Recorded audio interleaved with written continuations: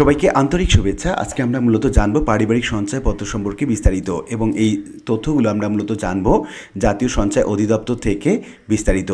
এবং জাতীয় সঞ্চয় অধিদপ্তর থেকে আপনাকে আজকে আমরা মূলত অথেন্টিক ধারণাটি দিব যে পারিবারিক সঞ্চয়পত্রে বর্তমান মুনাফার হার কত, 1 লক্ষ টাকা কিংবা 8 লক্ষ টাকাতে আপনি কত টাকা মুনাফা পাবেন সেই সম্পর্কে বিস্তারিত। এবং এই পারিবারিক সঞ্চয়পত্রের মুনাফার হারটি নতুন করে নির্ধারণ করা হয়েছে মঙ্গলবার 14 এপ্রিল 2026 খ্রিস্টাব্দ তারিখে, স্ক্রিনে যেটা আপনারা স্ক্রিনে দেখতে পাচ্ছেন। তো আপনি 1 লক্ষ এবং 8 লক্ষ টাকাতে মাসে কত টাকা মুনাফা পাবেন, মুনাফার মেয়াদ কত হয়ে থাকে, নমিনির শর্তাবলী কি কি, এবং পারিবারিক সঞ্চয়পত্র কিনতে গেলে আপনাকে কি কি কাগজপত্র দরকার হয় এই সংক্রান্ত বিস্তারিত। আর এরকম নিত্য নতুন ভিডিওর আপডেট পেতে অবশ্যই চ্যানেলটি সাবস্ক্রাইব করে রাখুন। তাহলে শুরু করা যাক। পারিবারিক সঞ্চয়পত্র 10,000 টাকা, 20,000, 50,000, 1 লক্ষ এভাবে 10,000 টাকা পর্যন্ত একটি পারিবারিক মুনাফার জন্য সঞ্চয়পত্র ক্রয় করা যায়। অর্থাৎ সর্বনিম্ন 10,000 টাকা হয়ে থাকে এবং সর্বোচ্চ 10 লক্ষ টাকা পর্যন্ত এই পারিবারিক সঞ্চয়পত্র কেনা যায়। এই পারিবারিক সঞ্চয়পত্র মূলত জেলা সঞ্চয় অফিস, জাতীয় সঞ্চয় বিশেষ ব্যুরো সমূহ, বাংলাদেশ ব্যাংকের শাখা সমূহ, বাণিজ্যিক ব্যাংক সমূহ এবং ডাকঘর থেকে এটি ক্রয় করা যায় এবং নগদায়ন করা যায়। অর্থাৎ আপনি এই অফিসগুলো থেকে পারিবারিক সঞ্চয়পত্র কিনতে পারবেন, আবার এখান থেকে সঞ্চয়ও লাভ করতে পারবেন। এবং পারিবারিক সঞ্চয়পত্রের মেয়াদ হয়ে থাকে 5 বছর। অর্থাৎ আপনি যদি পারিবারিক সঞ্চয়পত্র 5 বছরের নিচে রাখতে চান তাহলে কিন্তু সেটি হবে না, এবং এটির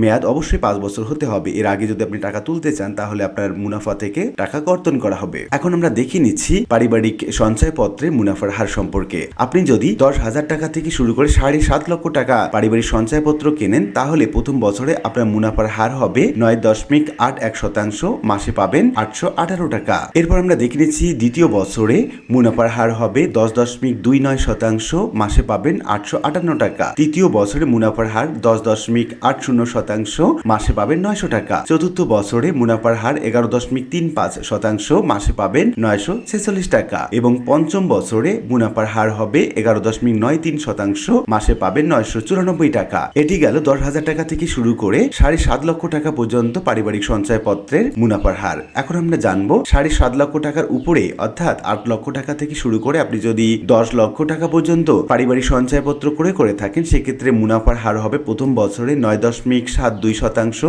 মাসে পাবেন 6,480 টাকা। এরপর আমরা দেখে নিচ্ছি দ্বিতীয় বছরে আপনার মুনাফার হার হবে 10.19%, মাসে পাবেন 6,793 টাকা। তৃতীয় বছরে আপনার মুনাফার হার হবে 10.70%, মাসে পাবেন 7,133 টাকা। এবং চতুর্থ বছরে আপনি যদি 7.5 লক্ষ টাকার উপরে টাকা রাখেন সেক্ষেত্রে মুনাফার হার হবে 11.23%, মাসে পাবেন 7,487 টাকা। এবং পঞ্চম বছরে মুনাফার হার হবে 11.80%, মাসে পাবেন 7,867 টাকা। মেয়াদ পূর্তির পূর্বে নগদায়ন করলে উপযুক্ত স্টকে উল্লিখিত হারে মুনাফা প্রাপ্য হবে এবং অতিরিক্ত অর্থ পরিশোধিত হয়ে থাকলে তা মূল টাকা থেকে কর্তন করে সমন্বয়পূর্বক অবশিষ্ট টাকা পরিশোধ করা হবে। আয়কর আইন 2023 এর 105 ধারা অনুযায়ী মুনাফার হার উৎসে কর কর্তন করা হয়। কারা কারা মূলত এই পারিবারিক সঞ্চয়পত্র ক্রয় করতে পারবে? 18 বছর বা তদুর্ধ্ব বয়সের যে কোনো বাংলাদেশি নাগরিক এটি ক্রয় করতে পারবে। যে কোনো বাংলাদেশি শারীরিক প্রতিবন্ধী পুরুষ অথবা মহিলা হতে পারে, তারাও এটি ক্রয় করতে পারবে।